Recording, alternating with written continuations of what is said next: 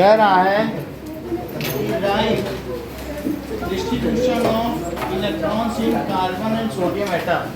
तो carbon atom तो लिखो C, ये तो एलिमेंट हो गया, और इसमें नंबर ऑफ इलेक्ट्रॉन्स कितने होते हैं 6, तो K और L में कितने हो जाएंगे 2 और 4। और दूसरा किसका कह रहा सोडियम एटम, तो सोडियम एटम में नंबर ऑफ इलेक्ट्रॉन्स 11, तो 2 8 1 मिनट बोलो। Second question, if K and L shells are full, then what would be the total number of electron? So in K shell at most कितने electron हो सकते हैं? At most 2 electron can be filled। और बोलो in L shell at most 8 electron can be filled। So total number of electrons कितने हो गए? Total number of electrons in atom is equals to 10। Next page पे आइए। How will you find the valency of chlorine, sulfur and magnesium in that question?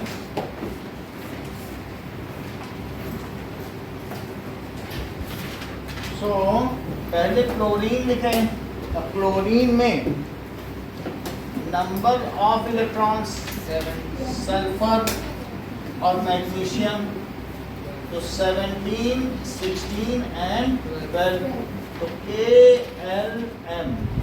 इसके आगे that is electronic configuration है, configuration कि किस तरीके से फिलिंग होती है।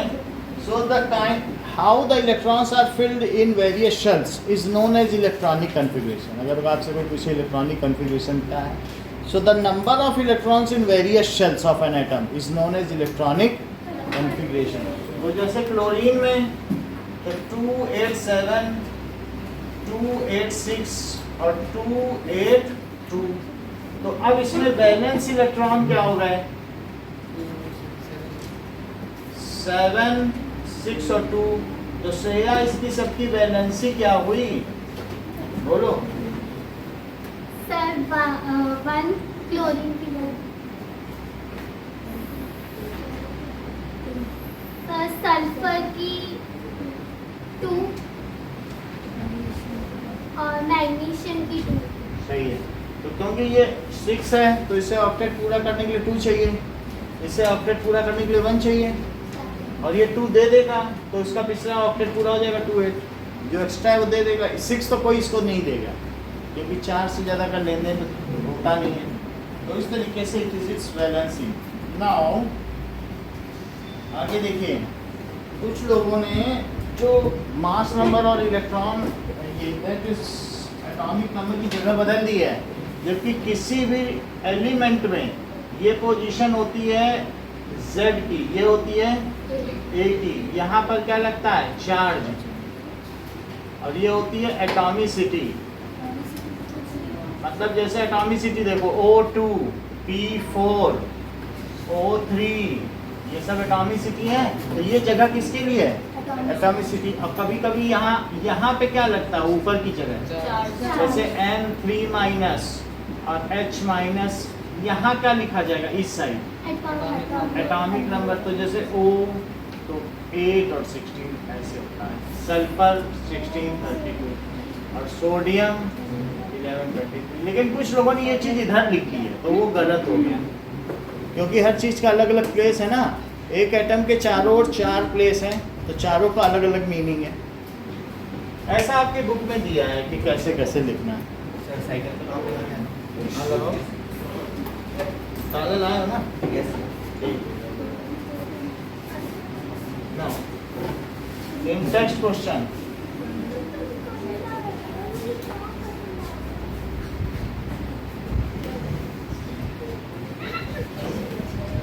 if number of electrons in an atom is 8 and number of protons is 8, so what is the atomic number of atom? जितने ठीक है, तो एटॉमिक नंबर तो प्रोटॉन के ऊपर होता है, तो कितने प्रोटॉन है? 8 है। So atomic number of an atom is number of protons. So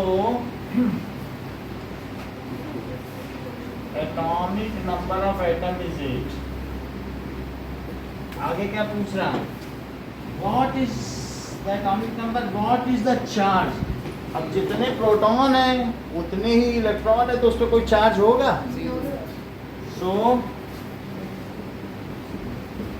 second, there is no charge. There is no charge on atom. As number of protons and number of electrons in an atom are equal, तो कोई इसमें charge नहीं होगा. As number of protons and number of electrons in atom are equal. चलो, with help of table find out the mass number of oxygen and sulfur atom. So अगर हम table की मदद से पता करें तो हमें पता चल जाएगा सल्फर का ना. तो सल्फर हैज कितने प्रोटॉन होते हैं 16. और कितने न्यूट्रॉन हैं? 16. तो मास नंबर क्या होता है? Mass number is number of protons plus number of neutrons. So it is equals to 16 plus 16. It is equals to 32. So mass number of sulfur is, mass number of sulfur is 32. Okay. Now ठीक है, आप 1 2 1 1 2 करिए. 1 2 ये एक इन text question है, फिर 1 एक इन text question है, 1 2 एक इन टेक्स्ट क्वेश्चन. 5 है ये में करना है. 1 2 फिर एक 1 भी है, 1 और 1 2.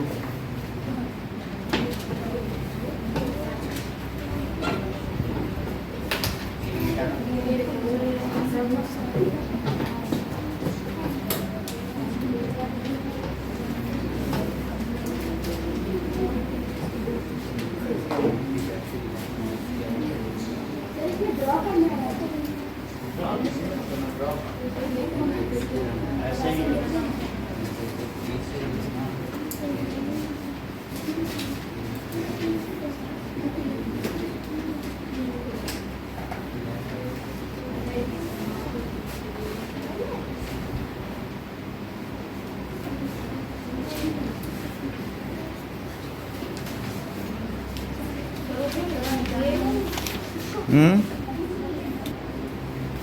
now compare all proposed model of atom of this chapter. Question number 5 of exercises.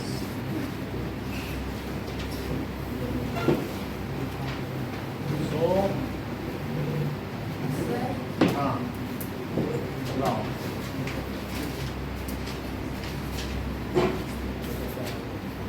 बात नहीं करिए. Question number 5. तो हमको बताया गया है कि all proposed model, Thompson model, Rutherford model and Niels Bohr model, इनके बारे में कंपैरिजन करना है. किस मॉडल में क्या क्या बातें हैं. सो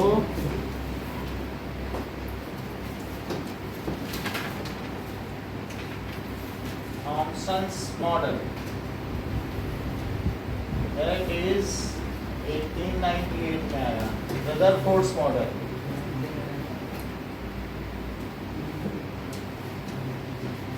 1911 में आया. Bohr's model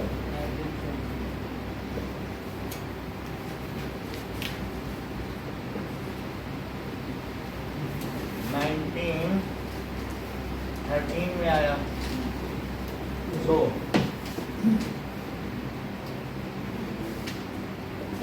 as per this model, that is atom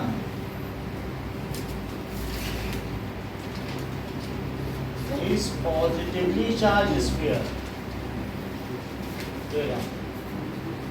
Charged sphere Sir, and electrons are embedded in it. यानी इसमें इलेक्ट्रॉन जड़े रहते हैं. ये पॉजिटिवली चार्ज स्फीयर है और इलेक्ट्रॉन इसमें जड़े हुए हैं. अब देखिए, the total number of positive charge is equals to, ठीक है, total positive charge of atom is equals to total negative charge. Total positive charge of an atom is equal to total negative charge. So atom is electrically neutral as whole. जबकि इस as per this model, sir, हाँ, तो इस model के अनुसार the question is differentiate. Question में कहा है कि उन इन तीनों मॉडल की तुलना करिए. Is the comparison between Thomson's, J Thomson's model, Ernest Rutherford model. ये जे थॉमसन का मॉडल है और ये किसका है? अर्नेस्ट रदरफोर्ड का मॉडल है और वो नील्स बोर का मॉडल है. तो सेकंड मॉडल क्या कहता है कि एज पर दिस मॉडल कि there is positively charge centre in an atom. So as per this model there is positively charged center. आगे दे दो, आगे रख देंगे. Positively charged center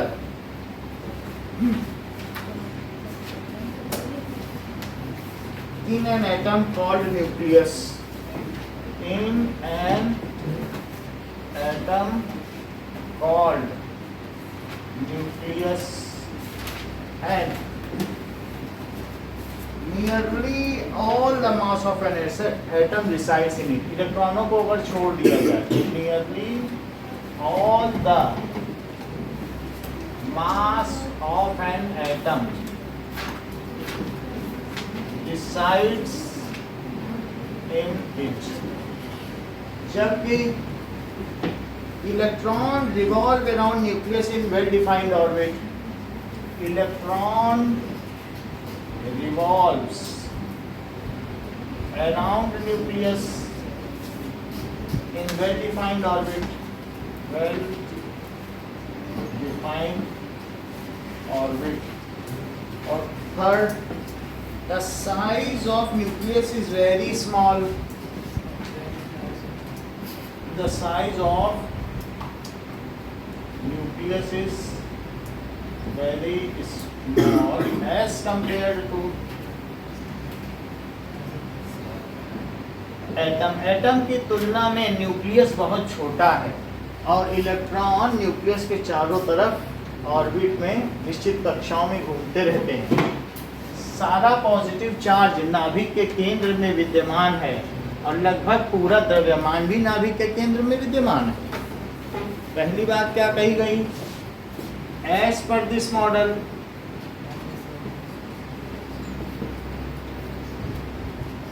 इसका पहला पॉइंट क्या है? Only certain special orbits, certain special orbits called discrete orbits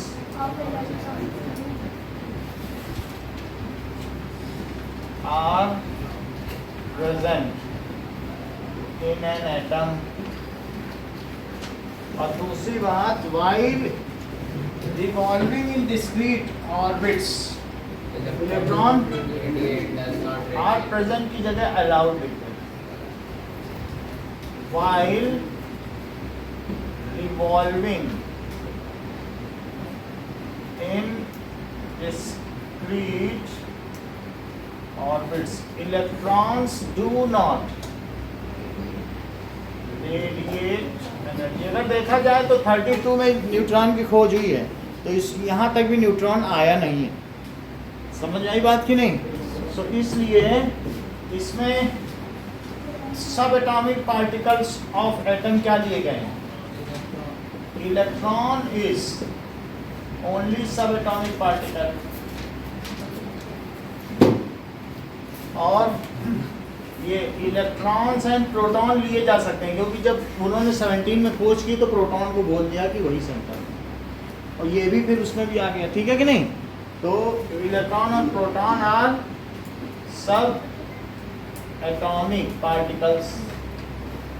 और इसमें सेकंड पॉइंट क्या है कि इलेक्ट्रॉन एंड प्रोटॉन, इसमें भी यही है, इलेक्ट्रॉन्स एंड प्रोटॉन्स आर सब एटॉमिक पार्टिकल्स.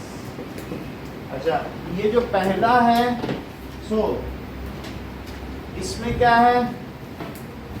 इट इज, इसमें इलेक्ट्रॉन रुका हुआ है और इन दोनों में मूव कर रहा है डेफिनेट ऑर्बिट में. This was failed as it could not explain Rutherford's alpha particle scattering experiment. This was failed as it could not explain Rutherford's alpha particle scattering experiment.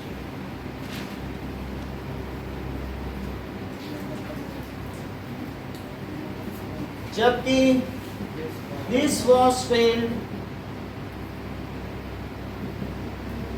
as it was, ठीक है, एक तरीके से contrary word है, मतलब अब विपरीत था James Maxwell's theory. As it was against James Maxwell's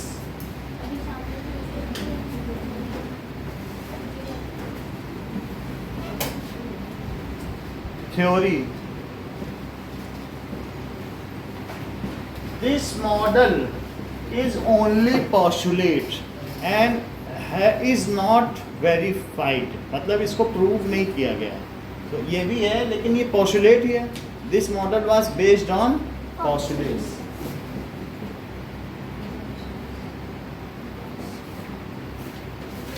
Was based on. ऐसा करने के बाद, ये तीनों पॉइंट लिखने के बाद आपको यहाँ मॉडल भी बनाना होगा. तो मॉडल, क्योंकि फिर मॉडल रैंप पे वॉक करेंगे, इसको बना देना. पॉजिटिव चार्ज्ड स्फीयर और ये इलेक्ट्रॉन, इसमें कैसे बनाओगे? इसमें न्यूक्लियस सेंटर में बना देना, और एक ऐसे, और हर ऑर्बिट में एक ही इलेक्ट्रॉन दिखाना, वो मत दिखा देना. ये देखो, और इसको क्या लिखोगे? न्यूक्लियस, इसको ऑर्बिट, और इसको इलेक्ट्रॉन. और इसमें एक सेंटर में न्यूक्लियस, 1 2 3 कंसेंट्रिक सर्कल्स, इसमें लिख देना KLM shells. So nucleus, K shell, जहाँ K shell लिखना n is equals to 1, electron भरने की जरूरत नहीं है. L shell n is equals to 2 और M shell n is equals to, ये आपका 5 नंबर का क्वेश्चन आएगा और बहुत इंपॉर्टेंट क्वेश्चन है। ओके नाउ, सर मिटाना मत। अच्छा ठीक है, note Yes, sir. Fan off कर, No, हाँ? sir. No, आप किस तरफ करें, No, sir. आपको चाहिए ठीक, सर इधर नहीं आ रही होगा। इधर नहीं आ रहा, अब ये लोग तो मना कर रहे हैं।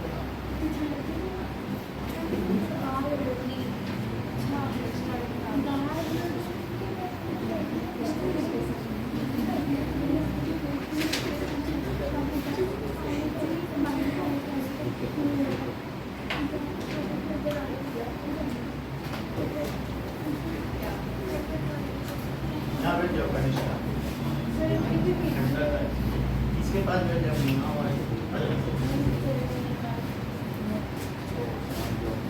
अपने दोस्तों के लिए अपने सुख का त्याग करोगे, सुख पहले होता है, दोस्ती बाद में।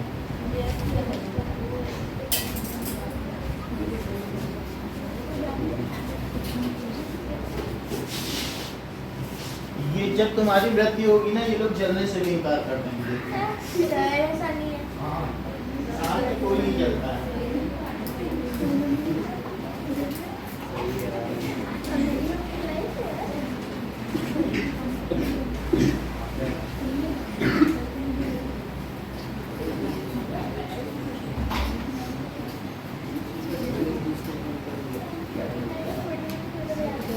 आपस में बात करने अच्छा हुआ चली गई, देख लेना।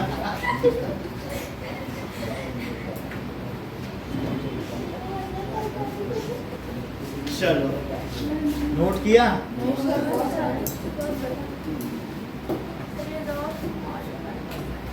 वो बिल्कुल मॉडल ही लिख दिया और उसमें कुछ नहीं, क्यों फेल हुआ, वो तीनों पे तो मॉडल ही लिखे हैं। इलेक्ट्रॉन और प्रोटॉन है, उन दोनों के सब एटॉमिक पार्टिकल, ये अल्फा पार्टिकल नहीं कर पाया, ये जेम्स मैक्सवेल थ्योरी को नहीं कर पाया, और फिर तीनों का मॉडल।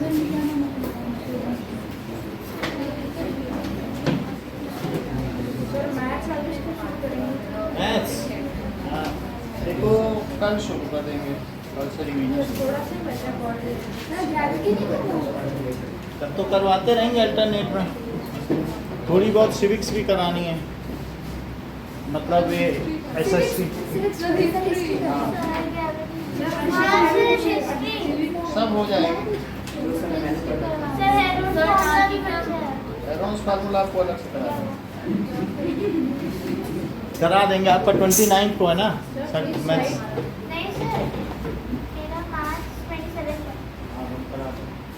पूरा 3 घंटे बैठा के तुमको अलग से कराएंगे, इन लोगों में आ नहीं रहा है तो क्या करें? बाद में करा देंगे आपको, अभी जब नहीं आ रहा तो किस लिए पढ़ोगे?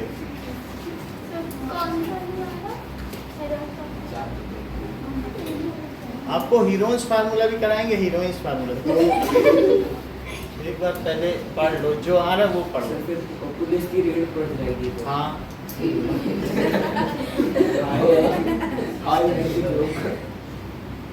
अगर तुम्हारे यहाँ हीरोइन पकड़ी गई पुलिस की रेड निश्चित है। उसके लिए घर जाएगा। कितना लिख लिया? थर्ड पॉइंट कंप्लीट करने के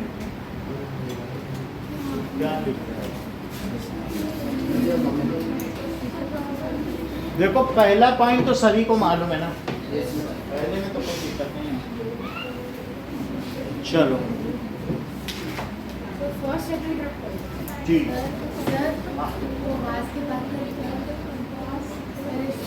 बेस्ड ऑन पोस्टुलेट, ये सिर्फ मान्यताओं पर आधारित था इसलिए फेल हुआ। Based based on postulate, second में इसके सब एटॉमिक पार्टिकल इलेक्ट्रॉन है, जबकि बाकी दो के इलेक्ट्रॉन है प्रोटॉन है। नेक्स्ट देखो 6th क्वेश्चन, नमन एक्सरसाइज के 6th क्वेश्चन का आंसर दो।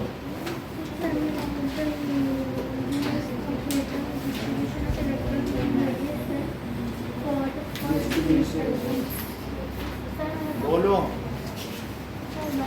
हाँ बोलो। The one panic distribution of electrons. It is in the distribution of electron there are maximum number of electrons filled in every shells. First 8 elements के होंगे hydrogen का 1. ऐसे नहीं है सर, बोलो। हाँ, आपसे तो अभी पूछा है ना, हाँ बोलो। क्यों, वो तो बोर एंड वेरी प्रिंसिपल अभी से पूछा है। The maximum number of electrons that can be filled in any shell is 2n square.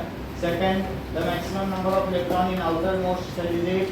Number 3, the electrons are filled in stepwise manner. The inner shells are filled first, then the outer shells. यही तो है। Summarize the rules for filling up of electrons in Bohr's atomic model. तो वो कौन कौन से rules हैं? Bore and बरी रूल्स ही तो हैं। क्या और कुछ है? रिपीट करो कि ना? ऐसा नहीं है, ये थर्ड पॉइंट, पहला पहले बोलो। बोलो अस्मिता। ये लगाते हैं, बोलो।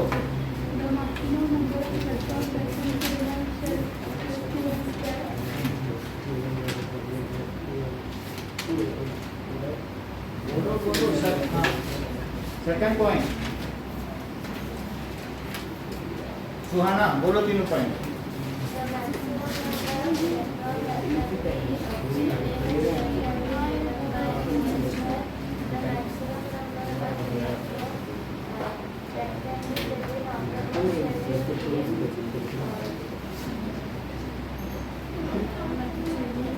तीसरा पॉइंट बोलो।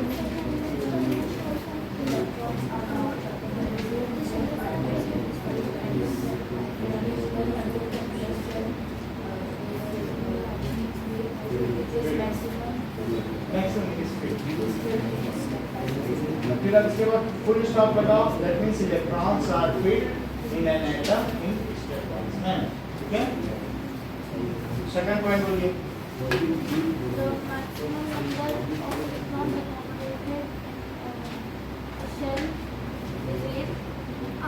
इन outermost shell. Third point बोलो। थर्ड पॉइंट बोलिए।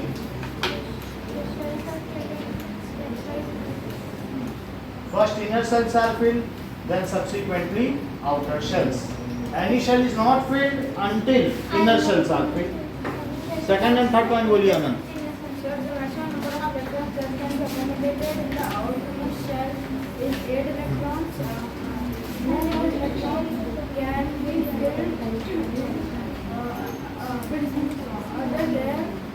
In any shell. Until the first shell is First नहीं, until the inner shells. until the inner shell is filled. So this is the stepwise method. Electrons are filled in an atom. Third point बोलो। Third point बोलिए। The shells of an atom are filled in a stepwise manner, and until or unless the inner shell is filled, subsequently the other shells are filled after it. Any shell is not getting filled until inner shells are. कोई shell तब तक भरी नहीं जाती जबकि उसकी आंतरिक ऊर्जा स्तरों में फिलिंग ना हुई हो। अब जरा देखिए, नाउ 7th क्वेश्चन। 6 हमने कवर कर दिया है, इसको लिख लो बोर एंड बरी रूल, नहीं तो फिर याद नहीं रहेगा। 7 define valency by taking example of silicon and oxygen. Silicon का बोलो कितना एटॉमिक नंबर है? इतनी देर, अच्छा प्रयास है। कोई बात नहीं, वो इतना तो उसने बता दिया। तो that is oxygen, so that is valency है। so number of electrons oxygen में 8 है, तो K L M 2 8 4 2 6 बात सही है। तो हमने इसकी बता दी। अब इसके बाद हमें इसकी वैलेंसी बतानी है, तो नोएल वैलेंस इलेक्ट्रॉन बताओ दोनों में, फिर वैलेंसी भी बताइए।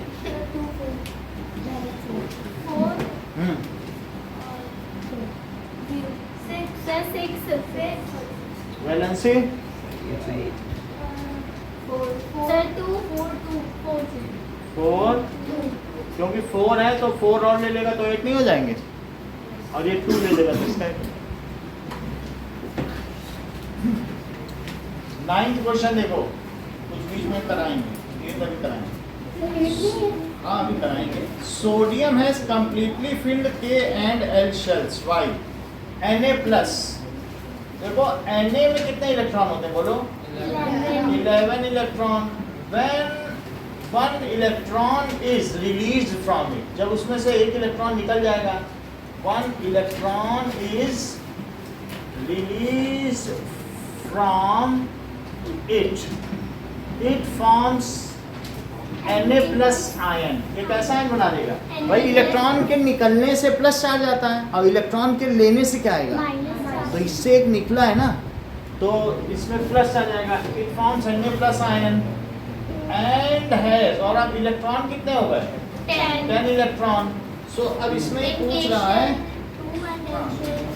सो इन K shell 2 electrons and L shell has 8 electrons। अब जरा देखिए 12th question, what would be the valency, अगर मान लीजिए Z की वैल्यू Z3 है, तो Z3 है, इसका क्या मतलब है, atomic number so atomic number 3 है, इट हैज, फिर इसके पास 3 इलेक्ट्रॉन्स भी होंगे। इन K shell there are 2 electrons and L shell has 1 electron to complete its duplet। अब ये एक ऑक्टेट तो नहीं पूरा कर सकता, duplet it will release 1 electron, so its valency is 1। To complete its duplet it will release 1 electron, so its valency, इसकी valency क्या है, is 1। the element is lithium and will form, और क्या बनाएगा, Li plus ion। अब देखिए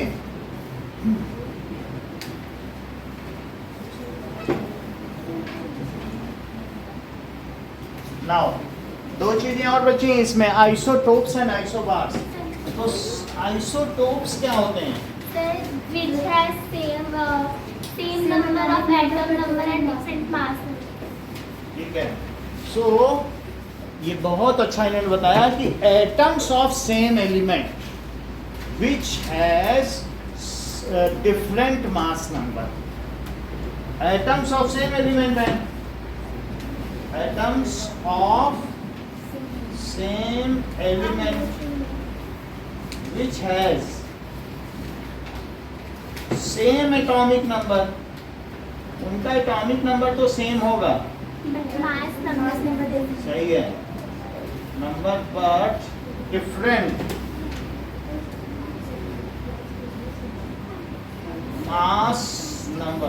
For example, carbon has 3 isotopes, carbon has 3, 12, 13, 14। जैसे 6, 12, 6, 13 और 6 तो नहीं बदलेगा क्योंकि वो एक ही एलिमेंट के हैं। तो वास्तव में आप ऐसे भी लिख सकते हैं या फिर मास नंबर के आधार पर भी लिख सकते हैं। इसको कुछ लोग C12 भी कहते हैं, और इसे क्या कहते हैं, क्योंकि कार्बन का सबको एटॉमिक नंबर तो पता है बट मास नंबर अलग अलग है। और ये तीनों आइसोटोप तुम बाहर से कोयला खरीद के लाओगे ना, तीनों आइसोटोप्स उसमें मिलेंगे, सबकी अपनी अपनी एबंडेंस होगी। ये 99.99% होगा, ये 0.01% होगा और ये 10⁻⁻14% होगा। तो मतलब ये सबके ये बहुत थोड़ा सा होगा। जो कार्बन डेटिंग में कोई चीज़ कितनी पुरानी है उसके काम ये आता है, ये रेडियो एक्टिव एलिमेंट्स है। जो भी हो, अब इनमें जरा देखो, इनका एटॉमिक नंबर लिखो सबका। एटॉमिक नंबर 666 और मास नंबर 12, 13 और 14। जरा इनका चित्र बनाओ तो क्या पता चलता है कि 6 प्रोटॉन और तुम कितने न्यूट्रॉन लिख दो? 6 न्यूट्रॉन और इलेक्ट्रॉन कैसे लिखें? तो 2 यहाँ पे हो जाएंगे और बाकी 4 यहाँ। तो ये इसका न्यूक्लियस हो गया। इसमें क्या लिखें? 6 प्रोटॉन, बहुत अच्छा। तो दैट इज C12 और C13 में यहीं से देख लो, सब्ट्रैक्ट करके क्या करो, A-Z, तभी तो न्यूट्रॉन आते हैं। तुम A-Z नहीं करती हो, A+Z कर रही हो ना, पता चल गया मुझे। और यहाँ ठीक है, तो 1 2 3 4। अब वो प्लस भी तो लोग अलग अलग तरीके से करते हैं। 6 प्रोटॉन, 8 न्यूट्रॉन, 8 न्यूट्रॉन, 1 2 1 2 1 2। जो आइसोटोप्स होते हैं कुमकुम, उनमें इलेक्ट्रॉनों की संख्या सेम होती है, प्रोटॉनों की संख्या सेम होती है, या फिर न्यूट्रॉनों की? और इलेक्ट्रॉनों की संख्या और न्यूट्रॉनों की संख्या? हाँ। सो इन आइसोटोप्स देख लो, 6 प्रोटॉन है सभी में, तो और ये तो नंबर ऑफ प्रोटॉन, तो इसमें 6 proton 6 proton 6 proton 6 electron 6 electron और 6 इलेक्ट्रॉन और 6 न्यूट्रॉन 8 न्यूट्रॉन। तो isotopes have different number of neutrons but same number of electrons and protons. Isotopes have different number of neutrons but same number of electrons and protons। ये बताइए जो isotopes हैं सबकी chemical properties Divya same है या different? क्या सभी कोयले हैं और सबको जलाने से सभी जलेंगे? तो केमिकल सेम हुई। सबसे ज्यादा भारी कौन सा होगा इसमें? C14, क्योंकि उस एटम का मास नंबर ही सबसे ज़्यादा है, 14 है। 14U 14 न्यूक्लियॉन्स हैं, तो इसका मास नंबर 14, इसका एटॉमिक मास 14U है। इसका एटॉमिक मास कितना है बताओ? जितने मेंबर्स होंगे वही तो एटॉमिक मास होगा, बस U लगा देना होता है। बोलो कितना है? इसका 13 और इसका हमने बताया था U = 1U is 1.66056 into 10⁻⁻27 kg बताया था। तो 1U की ये वैल्यू होती है, तो सबका एटॉमिक मास। तो इससे क्या पता चल रहा है? Isotopes of an element have same chemical properties but different physical properties. इसमें सबसे ज़्यादा बॉइलिंग पॉइंट किसका होगा? 14 क्योंकि वही सबसे ज़्यादा भारी है। ठीक है, सो ये लिख लें, isotopes have same chemical properties but different physical properties।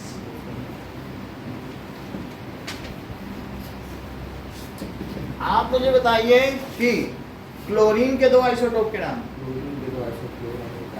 वो वैल्यू पता है, 37 U और 35। सही। सो लिखो C1735 एंड Cl और 37 are 2 isotopes of क्लोरीन। बोलो बात समझ में आई? जब भी तुम क्लोरीन गैस का, तुम्हारे पास एक बोतल में सैंपल है, बोतल में ये ग्रीन कलर की गैस होती है, ठीक है? तो ये 75% होगा और ये कितना होगा? Cl देखो। अच्छा, ये मतलब कोई भी तुम क्लोरीन लेके आओगे उसमें उसके सभी आइसोटोप्स मौजूद रहेंगे। मान लो इस क्लास में 75 बच्चे 35 किलो के हैं और 25 बच्चे कितने किलो के हैं? 37 किलो के। तो average mass of one student कैसे निकालोगे बताओ? उसको what does it mean by average atomic मास? इसी चैप्टर के लास्ट में निकाला है क्लोरीन का, मैं बता रहा हूँ। सो जरा देखो, हाँ 100% से मल्टीप्लाई। यानी ये इनकी मैंने अबंडेंस बता दी। अब जरा देखो कि कोई भी आइसोटोप होगा उसका परसेंटेज जरूर होगा। ये देख लो, ये है तो ये 99.98% देखो, थोड़ा सा कम होगा। और ये 0.01% और ये 0.0000014 जीरो लगेंगे। ये ऐसा इस एक सैंपल में सब मिलेंगे। और यहाँ जरा देखो, what does it mean? That is average atomic mass क्या होता है बताओ?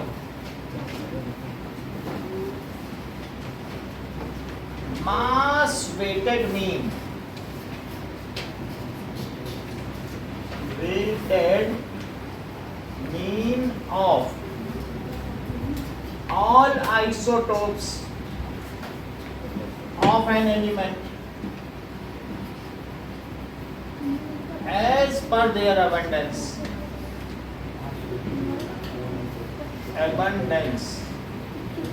is called average atomic mass। जरा देखो, मान लो तुम्हारे पास एक इस तरीके से राउंड बॉटम फ्लास्क है जिसमें तुम क्लोरीन भर के रखते हो। तो कुछ क्लोरीन ऐसे होंगे जो 35 वाले होंगे और कुछ क्लोरीन कितने के होंगे? 37U के होंगे और 35, ऐसे बहुत सारे होंगे 37U। तो इनकी संख्या मान लो 25 है, 25%, और इनकी कितनी है? 75%। ऐसे भरे हुए हैं। तो अब तुम्हें चाहिए कि क्लोरीन का एटॉमिक मास क्या है, तो तुम कैसे निकालोगे? तो लिखो एवरेज एटॉमिक मास, बात नहीं करो, average atomic mass of chlorine. तो बताओ जो 35 वाले हैं, अगर यहाँ 100 बच्चे हैं तो 35 kg वाले कितने बच्चे हैं? देख के बताओ वहां से। 35U वाले।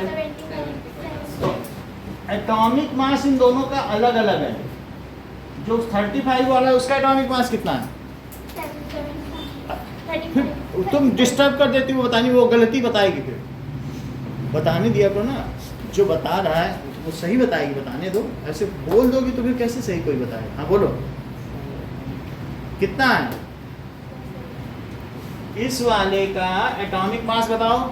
इसके न्यूक्लियस में कितने सदस्य हैं? कितने सदस्य हैं? तो 35U हुआ। एक प्रोटॉन का मास 1U, एक न्यूट्रॉन का मास 1U, और इसके सेंटर में कितने सदस्य हैं? तो कितना U हुआ? बोलो, बात समझ में आई? इसका कितना मास हुआ? बस यही पूछ रहा हूँ। 35U और इसका 37U। ऐसे इसमें देखो 12U 13U, जितने सेंटर में सदस्य होंगे उतना ही तो मास होगा। बोलो, है? लेकिन फिर भी हम पढ़ते हैं कि 35.5 क्लोरीन का पढ़ते हैं कि नहीं एटॉमिक मास? वो क्यों पढ़ते हैं वो अब वहाँ। तो बताइए, अगर 100 बच्चे इस फ्लास्क में हैं तो 75 बच्चे किस मास के हैं? 35 और 25 बच्चे 37। यही है कि नहीं? तो क्या कहा गया है कि लिखो 35 वाले 75 बच्चे और 37 वाले कितने? 25 और टोटल बच्चे 100। ऐसे किया जाएगा कि टोटल नंबर ऑफ स्टूडेंट्स। और या तो 35 को 75 बार लिखो, 35 प्लस उतना लिखते लिखते तो थक जाओगे। इससे अच्छा 75 से मल्टीप्लाई कर, क्योंकि आपको ये बात मालूम है कि मीन का फार्मूला क्या होता है? x1 plus x2 plus x3 plus x4, ऐसे लिख के 4, ऐसे होता है कि नहीं? तो जो भी होते हैं, अगर 35 केजी के 75 बच्चे हैं तो 75 बार तो लिखोगे नहीं, इससे अच्छा 75 से मल्टीप्लाई कर दो, और इसको 25 बार लिखोगे तो थक जाओगे, उससे अच्छा मल्टीप्लाई कर दो, नीचे टोटल बच्चे। बोलो बात समझ में आ गई? तो कितना होगा बताइए? 75 है, इसमें से 25 कॉमन तो निकालो जरा, तो अंदर क्या बचेगा? क्या 3 बचेगा? और यहाँ 25 कॉमन निकला तो कितना बचा? और नीचे कितना आया? ये कॉमन वाली बात समझ में आई कनिष्का? समझ में आ गई ना? 25 अगर हम कॉमन निकाल रहे हैं तो ये 3 बचा। 35 3 क्या होता है? 105, और 105 में 37 जोड़ो, और इसको इससे कट कर दो, 4 आ गया, तो बाई 4। 142/4 कितना हुआ? देखो 4 3 जा 12, 4 से इसको डिवाइड करो, 142, 4 3 जा तो 22, 4 5 जा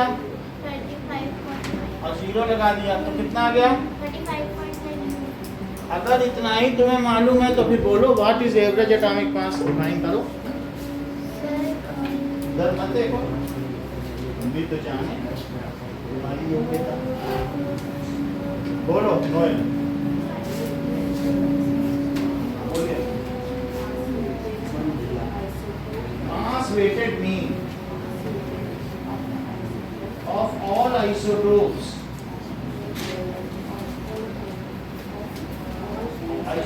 of an element as per their abundance या as per their percentage, तो कितना है उनके आधार पर यदि मास वेटेड मीन निकाला, समझ आई नहीं? एक होता है हाइट वेटेड मीन, मैं सब बच्चों की हाइट का मीन निकालूं तो हाइट वेटेड मीन है, मैं तो मास का निकाल रहा हूँ, तो वो मीन किसका हुआ? रिपीट करो जरा। Mass weighted mean of all isotopes present in an atom as per their abundance is called as per their abundance is called बोलो, repeat average करो। atomic mass।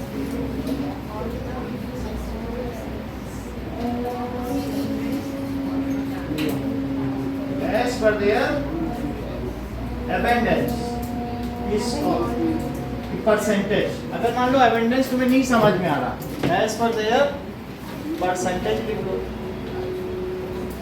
सही है? is called।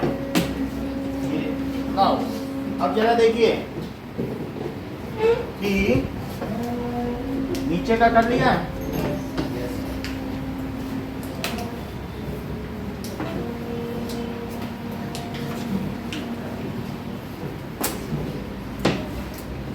define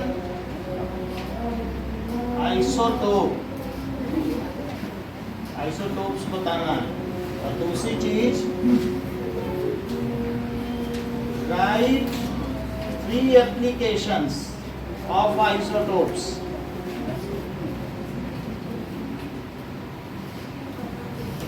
और second isotopes define average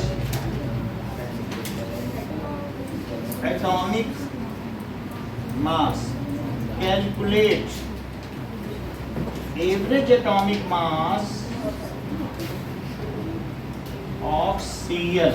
अगर Cl 75% है और Cl 37 25% है, जो इसमें नंबर है उसी में U लगा दो, वही उसका मास है।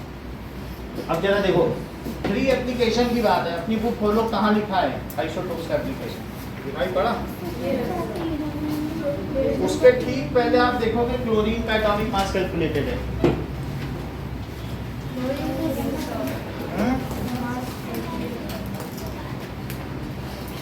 सो एप्लीकेशंस, अमन कुछ आइडिया है एप्लीकेशन का? एप्लीकेशन नहीं लिख पाते छुट्टी की। सो अच्छा, पहली बात है आइसोटोप ऑफ यूरेनियम किसके लिए यूज होता है? Applications of isotopes. तो पहला है न्यूक्लियर जो रिएक्टर्स होते हैं, भाभा एटॉमिक रिसर्च सेंटर है, भारत में 7 हैं, उनमें से एक जो है चेंबूर में, जिसमें मेरा छोटा भाई काम करता है। वहाँ पर क्या होता है, यूरेनियम को आइसोटोप है, उसको बम्बार्ड किया जाता है, इतनी एनर्जी निकलती है, पानी बॉयल कर लिया जाता है उससे, और पानी बॉयल करके टरबाइन घुमाया जाता है, बिजली बन जाती है। सो एक तरीके से न्यूक्लियर रिएक्टर से बिजली बन। टरबाइन का मतलब कोई भी चीज़ घूमे तो उसके घूमने से बिजली बनती है। तो हमने आपको ये वाला दिखाया नहीं क्या, घुमा करके ये टरबाइन जब चलती है तो बिजली बन जाती है। कोई भी चीज़ अगर आप हाथ से घुमाओ या किसी भी चीज़ से इसको घुमा दो, बिजली बनाने का यही तरीका है। तो जैसे ये है और मैं इसको क्या ये घुमा दूँ, ये देखो तो बिजली बनी। अगर मैं इस पर पानी गिराऊं तो भी तो बिजली बन जाएगी, और इस पर भाप डालूं तो ये घूमेगा। समझ में आई बात की नहीं? तो ये चीज़ अगर घुमा ली जाए, या फिर तुम्हें घुमाने के लिए टरबाइन ऐसी होती है। तो मान लो ये देखो, ये देखो, मान लो अगर ये घूमती रहे, इसी पे पानी गिरे या स्टीम गिरे, तो यही चीज़ यही है कि नहीं? इसी में बाहर ये लगा दो तो ये पट्टी घूमेगी कि नहीं? तो ये घुमा देगी और फिर बिजली ये लो, खुद ही करो। थोड़ा सा इसको हल्का सा चलाओ और फिर इसको घुमा दो। चलाओ, कुछ नहीं होगा।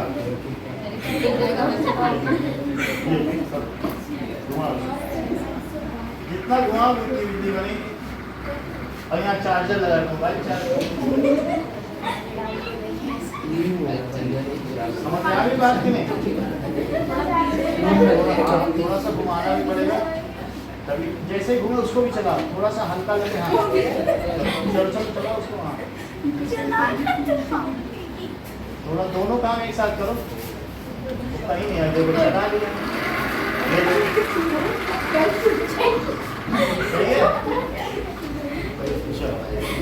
अब देखो, पहली चीज है आइसोटोप ऑफ यूरेनियम। देखो isotope of uranium is used, इसमें यूज होता है as fuel in nuclear reactor. जहां न्यूक्लियर रिएक्शंस होती हैं उसे न्यूक्लियर रिएक्टर कहेंगे, न्यूक्लियर रिएक्टर। और वहां पर बिजली बनती है। मुंबई के लोगों को आज तक पता नहीं कि लाइट जाना कैसा होता है, इस अनुभव के लिए उन्हें दूसरे शहरों में जाना पड़ता है। नहीं कभी नहीं गई, आज़ादी के बाद से नहीं गई। N isotope of cobalt is used. So isotope of cobalt is treatment of cancer। Cancer के ट्रीटमेंट के लिए जो कोबाल्ट का सलूशन पिलाया जाता है, तो जहाँ जहाँ कैंसर सेल्स होते हैं तो वो मर जाते हैं। जैसे निकिल है, कोबाल्ट एक मेटल है, कोबाल्ट एक मेटल की तरह ही है। निकिल हमने कई मेटल आपको दिखाए हैं कि नहीं? तो उसी तरह से कोबाल्ट भी इसी तरीके से एक मेटल होगा। जैसे ये मेटल है, ऐसा ही होता है कोबाल्ट। निकिल के बगल में है देखो, फेकोनिकुजन, ओ स्कटी विक्रमन फेकोनिकुजन। एससी से नहीं आ जाएगा, केका के आगे पीएस कलर के का स्कटी विक्रमन फेकोनिकुजन। तीसरा क्या है? Isotope of iodine of iodine is used in treatment of goitre. Goitre का मतलब है स्वॉलन नेक। जैसे कोई ये व्यक्ति है और इसमें ये इसका गर्दन ऐसा हो, तो इसका मतलब है ये गॉइटर इसको हो गया, स्वॉलन नेक, गलबंद घेंगा रोग। तो अगर ऐसा हो जाए तो हाँ, गॉइटर नहीं देखा? गॉइटर नमक की कमी से होता है। तो मान लीजिए इसको हो गया है, तो उसको हम आयोडीन के से ट्रीट कर सकते हैं। अब आप कनिष्का मिश्रा मुझे 3 एप्लीकेशंस बताइए दैट इज आइसोटोप्स के। Isotope of uranium. Isotope of uranium is इतना टाइम तो नहीं लगता। हाँ बोलो। रुक जा।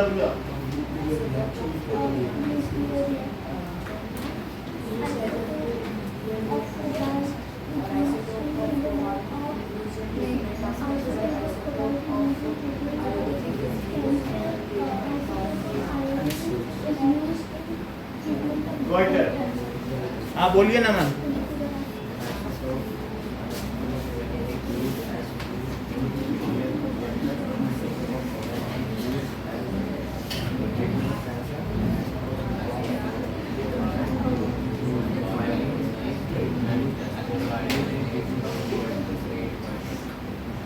चलो अब ये 2 क्वेश्चन करके दिखाओ।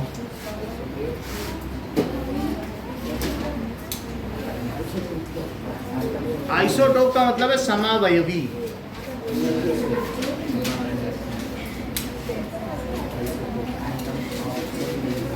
जो एक ही अवयव के हों वो सम अवयवी।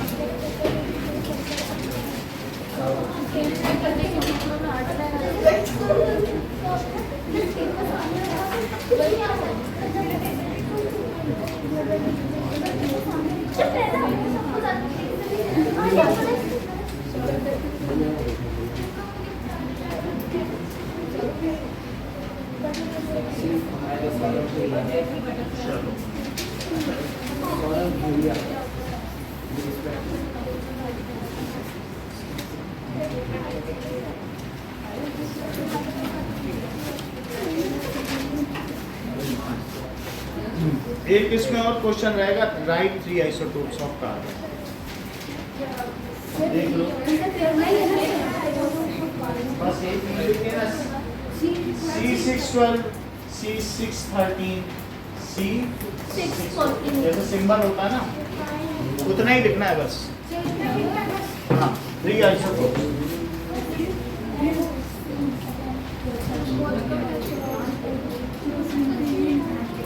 बढ़िया ऐसे लिख लेना C612 C613 और C6 ऐसे लिख देना। चलो ओके ये पूरा देख लो यहाँ तक हो गया। और एटॉमिक मास ऑफ क्लोरीन कैसे निकालोगे? That is atomic mass of isotope, atomic mass of isotope into its percentage plus atomic mass of first isotope। और फिर क्या लिखोगे? atomic mass of second isotope। Sir ये फॉर्मूला लिखना है।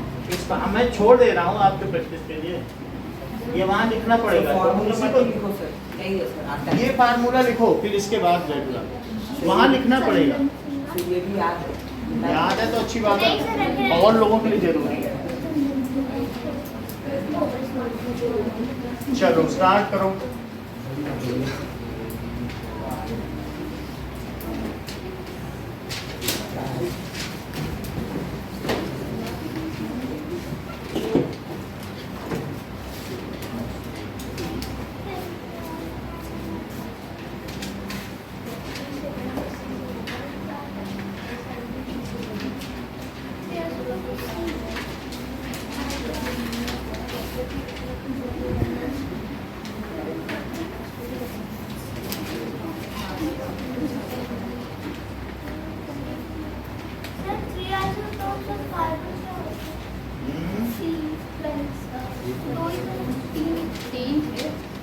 तीन